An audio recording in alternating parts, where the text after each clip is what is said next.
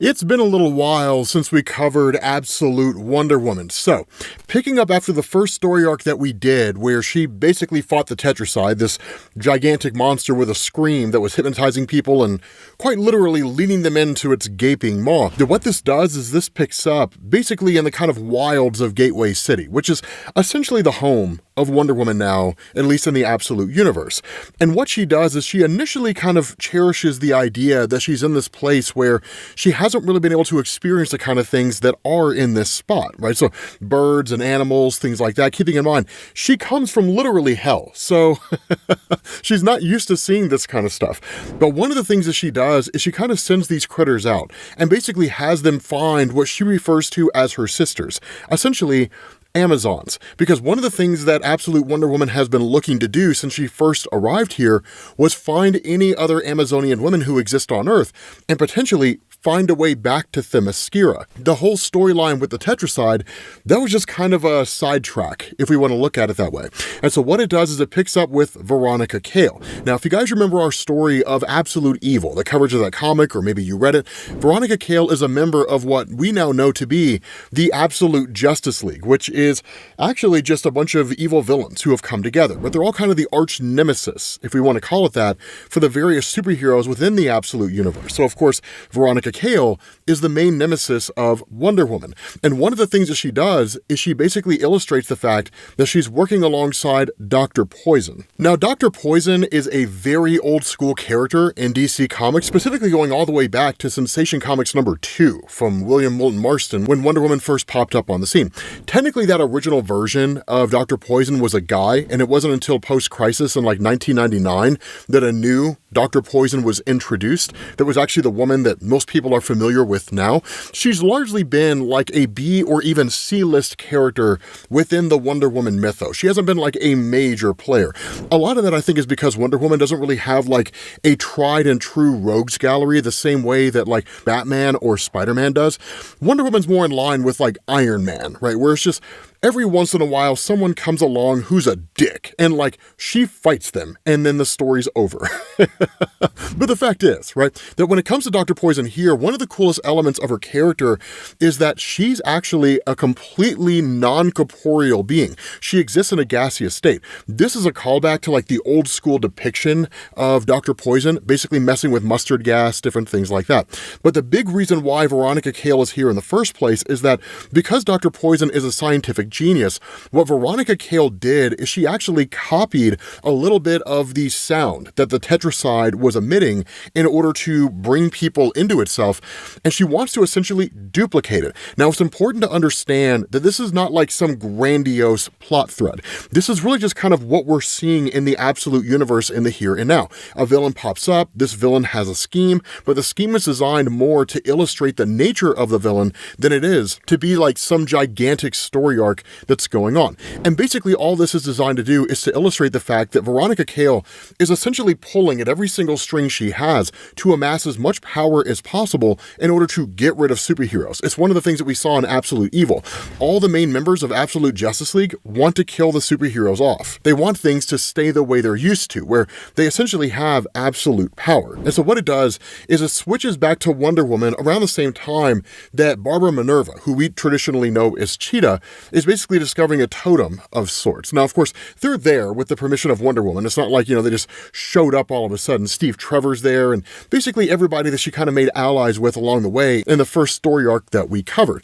But what Wonder Woman is doing here is she says, I offer my blood in thanks and supplication for your blessings for this sacred site. And so she says, as it was ordained, so shall it be. You have, each of you, blessed this place. It hums with the warmth of you, the strength of you. I will not fail you now. Hecate, she of the crossroads, death and magic. Athena, wisdom in battle and beyond. Artemis, the wilderness within us all. Hestia, the fires of home, loyalty above all else. Aphrodite, love and passion, the hunger of life itself. Demeter, the land and life, mother of us all. And Hera, queen of the gods, eye of the future. I come to you as Diana, daughter of the sorceress Circe, witch of the Wild Isle, last of your beloved Amazons. I am your weapon for truth and justice. Your will be done. And what it does is it basically opens up a kind of staircase, because what she was doing in casting this spell is she was looking to gain access to the Huron, because what this does is it grants her a true base of operations. And so following that, she ends up picking up on the sound of the tetracide, knowing that it's not actually returned, but trying to understand it nonetheless. When she arrives there, she finds these little mechanical spiders, no doubt assembled by Dr. Poison. And of course, once she traces this trail down, it ultimately leads her to Dr. Poison directly. And when that happens, she confronts Poison, right, and wants to know why it is that she's doing this and why she's created these devices. And Dr. Poison's really interesting here, because instead of being depicted as just a straight-up villain of Wonder Woman, Kelly Thompson does it really, really cool, right? Because number one, Wonder Woman doesn't know who Dr. Poison is, and Poison simply just addresses Wonder Woman in identifying herself and says, "You're going to want to hear me out, princess." And she says, "I know where you can find an Amazon." So right off the bat, she's simply approaching her really more as like a friend, right? An unwilling accomplice to the schemes of Veronica Kale. And just to prove the fact that Dr. Poison doesn't really seem to be a villain, that when Wonder Woman's like holding Dr. Poison out of the window, right, and like threatens to drop her, once Wonder Woman brings her back in, Poison says, right, "I didn't want you to hit me because there's toxic gas in this suit. If you toss me out the window, it's sure to leak out and kill people." And so it's the preservation of innocent life. At least that really seems to be the case of what's going on here. And so, of course, Wonder Woman basically casts a kind of spell that sends these mechanical spiders back to hell. And then in doing so, she goes on the hunt for this Amazon based on the coordinate that was given to her by Dr. Poison. And so pulling a page out of like Harry Potter, she opens a doorway in a wall by casting another spell and then enters through it. And that's where things get pretty cool, because what goes on is she enters into what's basically a maze. And she was warned of that by Dr. Poison, right? This is a maze, but it's not a maze that you're used to. There is no way out of this maze. It's not one of these things where there's a guaranteed exit. When your entry closes behind you, that's it, right? You never get out unless for some reason someone powerful enough gets you out. And so that's where Wonder Woman just kind of places a spell on the wall, right? The exit point that she had created, and then starts going through and exploring the entire place. And as she does, she ends up coming across a Minotaur facing off against like these fish guys. Now, right off the bat, anybody who's familiar with Wonder Woman kind of already knows what's going on here to a degree. But if you don't, that's fine, right? Because we'll explain it here in a second. But even Wonder Woman's a little confused. She says who's attacking and who's defending is hard to say. But these fishmen stand no chance, because this Minotaur is crushing these guys, literally ripping them in half. And so Wonder Woman, of course, brands her lasso and she says, "Nemesis, bring me clarity with your searing truth." And she wraps the lasso around the Minotaur. Now, one of the big differences, and really the main difference between Wonder Woman's Nemesis lasso and her traditional lasso of truth, is that the lasso of truth, when it's bonded around a person, as most of you guys know, it compels them to tell the truth. And only if they're of sufficient willpower can they actually override the influence of the lasso. With the Nemesis lasso, it basically inflicts a searing pain on the person who it's bound to, which is proportional to their sins. So it's not that dissimilar from like Ghost Rider's penance stare in some ways. And so that's why she says, this will either bring him to his knees or prove his innocence. And because of the fact that he's not like writhing in pain and screaming for mercy on the ground, illustrates to Wonder Woman, he's not a villain, right? He's a good guy. And that's why she says, apologies, friend, I don't know what this is, but you have my axe, or perhaps the lasso will do. And between the two of them facing off against these guys, the Minotaur tells her they want Petra. And Wonder Woman doesn't really seem to know what this means initially, and it's not until the Minotaur shows her that she realizes Petra's a siren, right? She says nearly dead, but a siren nonetheless. And a siren scream is a very, very powerful thing. And in fact, even Wonder Woman will address that, right? Like a siren scream has the ability to bring everybody here to their knees, right? Bringing people to their dooms, different things like that. And so while Wonder Woman's fighting off the fishmen, she ultimately brandishes her Nemesis lasso, and she tells all these guys, right? You have had but a taste of the Nemesis lasso, friends, but it cries out for your sin. Let it taste more. Come closer, I beg you. So Wonder Woman is nothing if not a master of just dope lines, which is awesome to see. But ultimately, they all end up retreating. And so the Minotaur tells her, right, we must go. I hear more menfish close by. They will join up and redouble their attack. But what we don't really know is where they're coming from, why this Minotaur's here, and why Petra's here, why all this is going down in the first place. And so you do get a little bit of an explanation here, right, that Wonder Woman kind of asks to join, and the Minotaur says yes, and he's like, thank you for your timely assist, stranger, and then he introduces himself as Ferdinand. And so Wonder Woman asks, are we headed anywhere in particular? And he says, if we can be certain we have lost them, I have a place.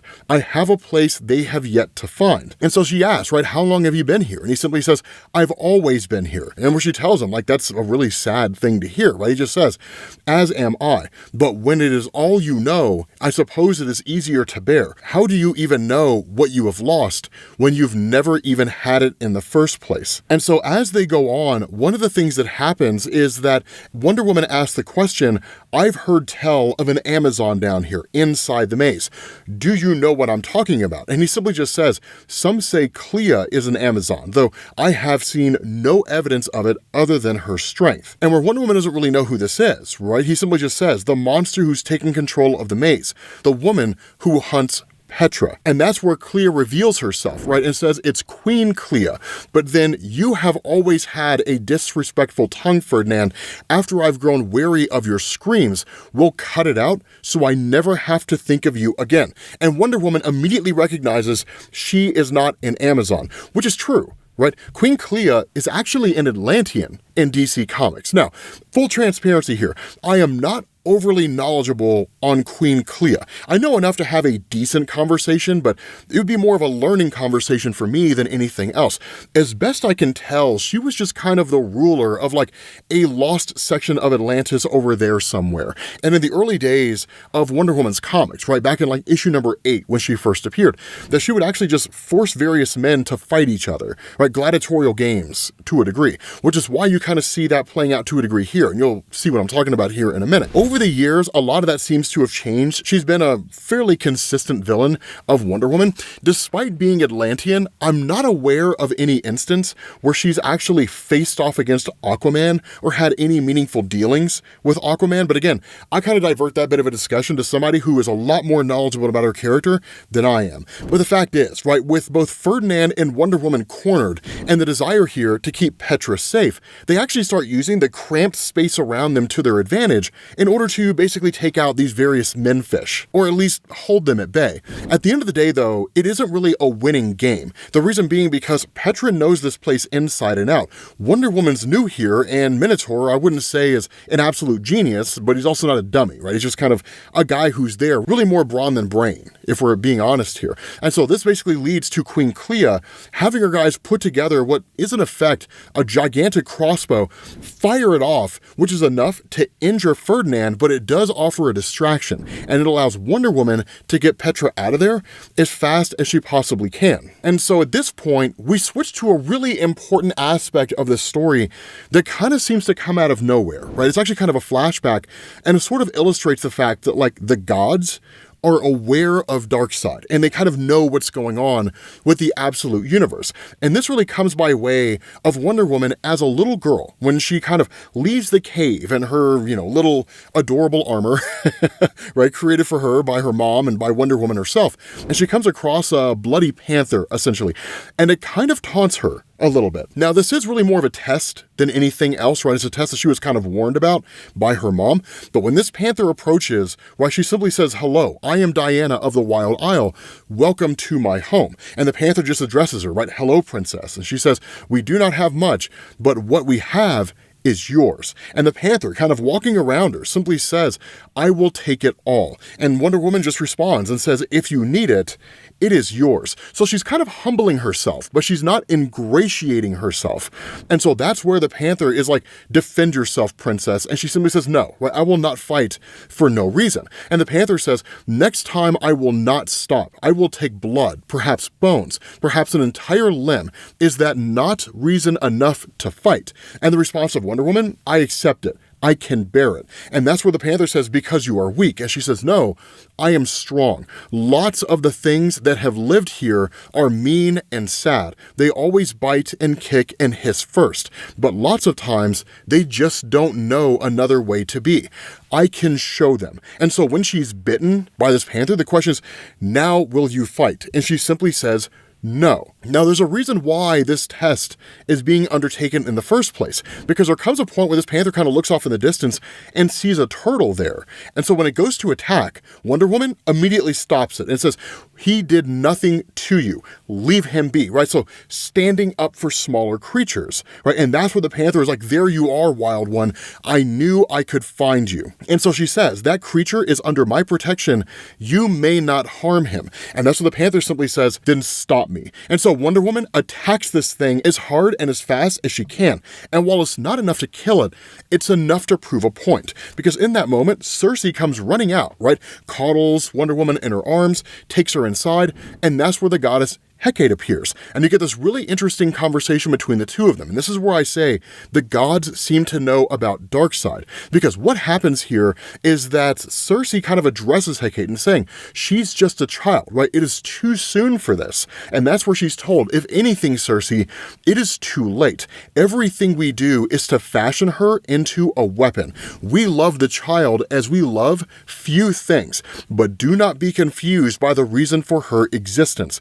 The very point of her is to place an undefeatable weapon into the heart of a system that must be disrupted, if not destroyed. And Circe asks, right, if you were trying to make a weapon, why also make her a kind little girl who feels every sling and arrow with the entirety of her being?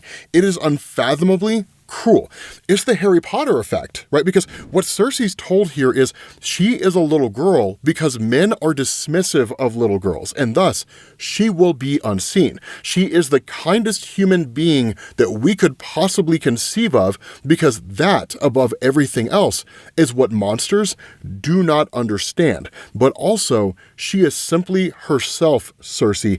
I do not know that any of us could have imagined her this way, this pure, this compassionate, this full of love. She is a miracle. They will never understand her, and that is an advantage too. But it does not mean that she will not need to know how to fight. It is already in her.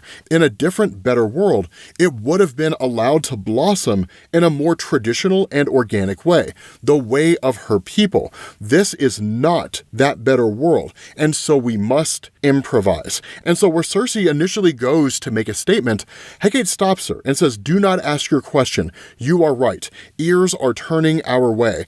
All of us is your answer. It will take a village, as they used to say. And the constant change makes it harder for any watching to understand what we are doing. Have faith and hope, Circe. We are only just beginning. Because one of the things to understand here, and it's what we learned in Absolute Evil from Al Ewing, between the Joker and like Absolute Martian Manhunter, we basically learned that this universe is inverted. It's not that dissimilar from like Earth 3 and the Crime Syndicate, right? That it's a very harsh, dark, and difficult world, but it was all created by Darkseid. So putting an indestructible weapon in a system that has to be destroyed seems to indicate that like all the gods know about Darkseid, and that's why Wonder Woman was made the way that she was. It's why she was put down here, because if she was allowed to grow up there in the regular world, or part of the Amazons on Themyscira, she would become just as twisted and broken as the people that exist within this system. So it's a really awesome concept. Again, the Harry Potter effect. And so what is going on here is, of course, she grabs Petra, takes her to the exit, right, opens it back up, which allows Petra to walk right back into the Huron, basically keeping her safe. Wonder Woman goes back into the maze in an effort to rescue Ferdinand, and along the way, she's drugged by fumes. And so succumbing to these fumes initially, once she's essentially herded, for lack of a better word, to where Queen Clea is at, she ends up discovering the pit, right? And the pit is literally where they just throw things they do not want, right? Things they look to get rid of. And where Wonder Woman tries to put up some measure of a fight, when a scientist is seemingly thrown down into the pit. Clea orders her guys to do it because she knows Wonder Woman will go after the scientist in order to save him. And that's exactly what happens, right? She seemingly jumps down into this, and then suddenly she's just kind of met by a figure that she cannot discern, brandishing what looks like a gigantic hammer. And of course, you can't really understand anything this person is saying. But here's a cool thing, right? What Wonder Woman starts to realize is that hallucinogenic effects are psychological, right? They're not usually physical. I mean, I guess you could take some kind of a substance that would quite physically change your eyesight, but more often than not, it just messes with the chemicals in your brain. And I imagine your eyesight is just a result of how your brain functions. I don't know. Well, I'm not a person who studies eyes, but the fact is, she starts to realize that her perception is what's wrong here. So she quite literally pops an incantation that basically restores her mind back to some measure of sanity, so she can actually start recognizing what's going on here. She sees the scientist as he truly is, but she sees a woman knelt over in these flowers that seem to be the source of this hallucinogenic effect. And while this woman picks up Wonder Woman and basically carries her away, Wonder Woman looks behind and sees what is in effect just a kind of bit of water sitting there. Now, the other cool thing that we actually end up learning here is that this woman was at one point or another a subject of the pit. And what ended up happening is that instead of just leaving people to die down there or killing them, she actually rescues them. And in fact, that's what happens when Wonder Woman finally wakes up and meets this woman. She introduces herself as Io and recognizes who Wonder Woman is, right? She's like, "You're Diana, the daughter of our queen, Hippolyta. You are the sister that we all dreamed of," right? It's a miracle that you are alive, right? She never expected to see Wonder Woman at all. So this is cool because number one, it shows that Themyscira seemingly still exists out there. Queen Hippolyta still rules over it all. We just don't really seem to know all the pieces that led to Absolute Wonder Woman ending up here. But one of the things that Io says is that she is an Amazon, right? She is from Amazon itself. And while they do address the fact that there's just not really a whole lot of time for Io to go over her entire story, that is Wonder Woman kind of fills in a little bit here, simply saying that not long after my birth, I was taken from the Amazons and raised in the underworld by the sorceress Circe with a little help from the goddesses. And she says, I came to this cursed place, right? Gateway City, trying to help humanity and searching for Themyscira, searching for all of you, that Io responds like, Circe? Wow, okay. So I've apparently missed a lot. You're gonna have to fill me in on all of this. But one of the other cool things that Io had done is she had actually tattooed the maze on her own body so she would always know how to navigate the place. Now, how she's able to see the back of her neck, I don't entirely know. But the cool thing is that she basically knows her way around the entire joint. And that's where she just kind of says, right, I fell on an ancient field of battle. I thought I was dead. I awoke somehow in the maze, buried underground, and then humanity found the maze. And I'm sorry to say, conditions did not improve. And so that's where Wonder Woman is just like, show me everything. And so what Io reveals here is that various people and even various beings that aren't necessarily humans, but humanoid in nature, have ended up here for a variety of reasons. There was a giant creature down there at one point in time that would kill everything that fell down there, but eventually they killed it. And so they kind of keep this illusion going that whenever a person gets thrown down there, that Io rescues them and just says, hey, let out some screams of like anguish and pain so that Queen Clea thinks that, you're being killed. And so they scream in anguish and pain, and then Io brings them here. Now, it's by no means a paradise. I mean, this place sucks, right? It's a really, really crappy place to be. It's like Detroit, basically, right? Comics Explained over here throwing strays at the city of Detroit. But it's like Detroit, right?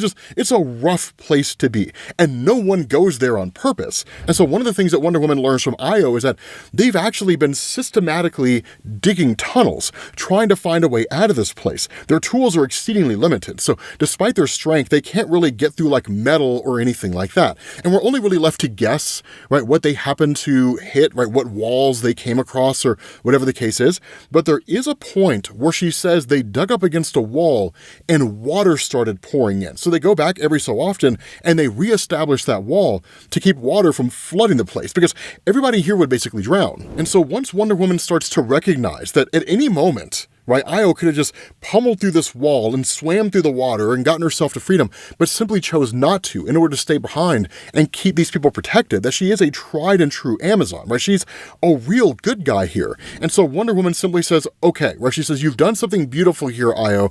With so little, it reminds me of my youth. But Wonder Woman points to her the location of the exit, and she tells her, go, right? Go to that exit. But she also says, right, it seems like there's something sentient down here that wants to help us. Of course, basically addressing that little bit of water that she saw.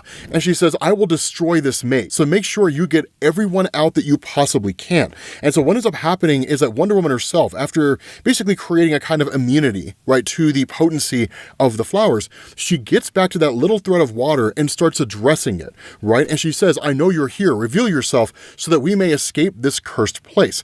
And this water simply says, I am incomplete and cannot aid you. And Wonder Woman asks, right, and if I complete you, and it says, then we might have something, Diana of the Wild Isle. And it asks, do you know the truth of me? And she says, I believe I do. Pay attention, this will happen fast. And so what she does is she races back up to the surface as fast as she can. She throws a healing bauble onto Ferdinand so he frees himself, and then a fight breaks out between her and Queen Clea. But Wonder Woman's not trying to destroy her. Instead, what Wonder Woman does is she tries to tell her, I can give you something that you want most, right? I can give you the thing that you really and truly need. And so what she does is when Clea throws her trident into Wonder Woman, literally impales her, Wonder Woman pulls it out and then throws it down into the pit. And so Clea starts panicking, right? You know, it's fine, right? I can send my guys down there and they can get it and they can bring it back to me, right? Not all is lost, right? Wonder Woman simply just says, here goes everything. And she says, oh, Clea, you're getting it back, just not as you imagined, because now it's the trident of Poseidon. And here's a crazy thing about this. If you go and you read Aquaman from the main DC universe, not the Absolute universe, because that comic's not out, but the main DC universe, seemingly he has this. So assuming the Aquaman comic is taking place before Absolute Wonder Woman, somehow or another he gets his hands on it. Now again, that's just me sort of throwing out a fan theory here, right? I think it'd be kind of cool, right, if that were the case. But that's kind of the on-running theory happening out there on the internet right now. And so Wonder Woman using, right, the Trident of Poseidon basically takes out everybody here. And then she turns it on Clea.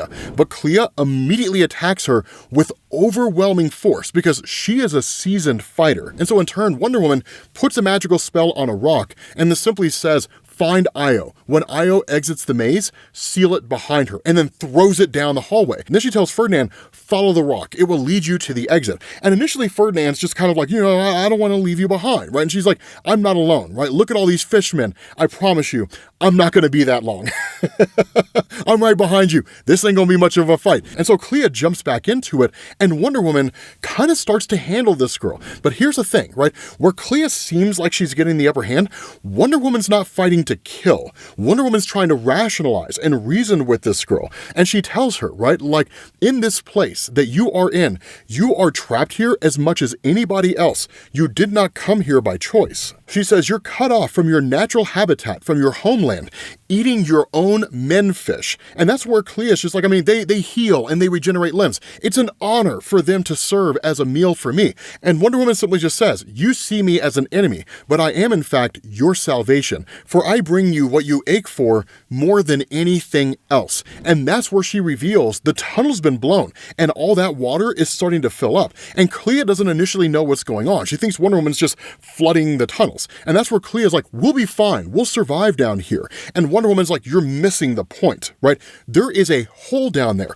Where do you think the water came from, genius? Right? And so you can trace that hole out into the Pacific Ocean and you can get back home. But she tells her, I am doing this because I am trusting that you are the person you are now because you were trying to make the best out of a crappy situation. But if you get out there into the world and you start acting like a menace, have no illusions here, right? I will end your life quick, fast, and in a hurry, and I won't even think twice about it, right? Like, it's pretty intense, right? And so basically Wonder Woman leads Clea and her menfish out through the tunnel and out into the Pacific Ocean, basically bringing them back to freedom. The kicker about all this is that once you switch over to Io and she goes through the tunnel and immediately the whole thing seals off, as soon as she shows up in Wonder Woman's headquarters, she immediately vanishes. She just disappears, right? The rock is dropped and she's gone. And so once Wonder Woman gets back to her base of operations and Clea's guys are kind of taken off into the ocean, she just sees the rock there. And everybody's just kind of like, yeah, I mean, she stepped through the portal and then immediately just disintegrated, right? No one knows what happened to her. And so Wonder Woman just simply says, hey, Kate, right? If I have ever pleased you, even once, a sign that she still lives, right? Please give it to me. And that's where like a dove flies up with just like an olive branch. And Barbara Minerva's like, that's the most biblical shit I've ever seen. That is insane, right? Here's the crazy thing, that what actually ended up happening is she wasn't destroyed or anything like that. She was teleported to Themyscira. And when she gets back there, Io tells Queen Hippolyta, I have seen her. I have seen Diana. She is alive. And Hippolyta and them start celebrating. They start cheering the fact that Diana is alive. What we don't know is if they're good guys or if they're bad guys who are just happy about the fact that one of theirs has returned. Seemingly, because of the nature of Io, that would basically apply to the rest of the Amazons, and they're all basically good guys. But again, this is a very small context. We don't definitively know. But here's the crazy ending for all of this, right? It picks up with Veronica Kale, Area 41, right, where they're going through, and we actually get to see some of the various people that exist out here. For example, a miniaturized version of Gigantus, so I don't necessarily know what you would call her. There's also the tail of Cheetah right off on this side, but one of the things she does is she walks up to one of these containment cells and she says, it looks like you're finally going outside after all, Zatanna, because I'm going to send you to kill a witch. We get absolute Zatanna, and that's gonna be amazing. I wonder if she's gonna speak everything backwards, or if she's just gonna speak like normal. Fingers crossed she talks normally, because I'm tired of trying to read through her comics like they're hieroglyphics. With that being said, guys, we're gonna bring this to an end. Hopefully you guys enjoyed this video. If you did, drop a like. Thank you all for watching. Make sure you guys hit the subscribe button, and I will catch you all later. Peace.